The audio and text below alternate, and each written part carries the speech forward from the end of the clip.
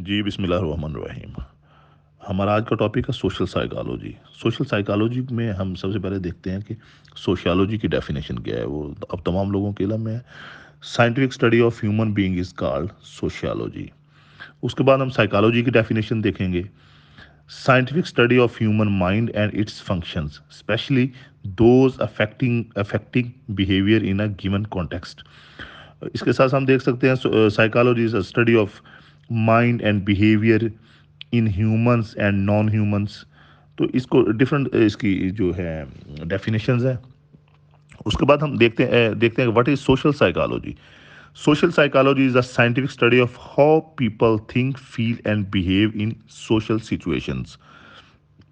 Social psychology का मतलब लफ्ज़ी मतलब आपके इल्म में आ गया है। सोशल में लोग, साइकोलॉजी में नफ्सियात, लोगों की नफ्सियात।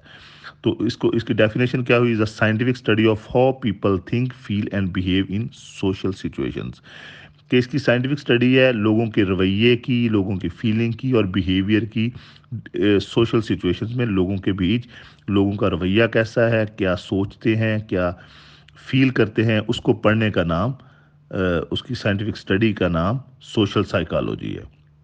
हम लोगों की बॉडी लैंग्वेज से लोगों का अंदाज़ा लगा लेते हैं कि उसकी बॉडी लैंग्वेज से, उसके बोलने से, उसका लोगों के साथ बिहेव किस तरीके से होता है, उसके मुताबिक लोगों के बारे में ऑब्जर्व करते हैं।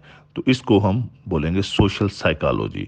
उसके बाद सोशल कॉग्निशन क्या है? Social cognition refers to the mental processes people use to make sense out of their social environment.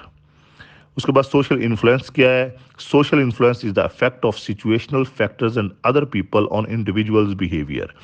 तो सोशल इन्फ्लुएंस क्या हुआ कि सिचुएशनल फैक्टर्स और दूसरे लोगों का किसी इंडिविजुअल के बिहेवियर पर क्या असर होता है। कोई बंदा एक्ट कर रहा होता है तो वहाँ पे इर्द गिर्द का सिचुएशन का माहौल और लोगों के रवैये उसके बिहेवियर पे किस तरीके से असरअंदाज होते हैं।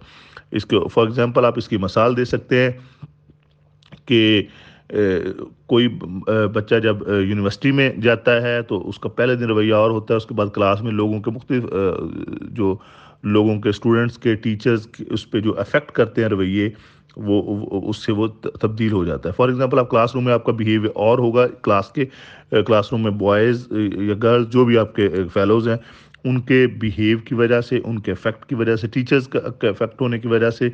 और जब उसके बाद ग्राउंड में जाएंगे तो उधर रवैया और होगा, उधर का की जो सिचुएशन होगी वो आप पे और तरह से असरअंदाज डालेगी। दोस्तों के दरमियान आपका रवैया और होगा, फैमिली के अंदर आपका और होगा। लड़ाई के दौरान आपका मुखालिफ सामने होगा तो आपका बॉडी लैंग्वेज रवैया और होगा, अगर आप अपने फैमिली के अंदर है वो डेफिनेटली और होगा।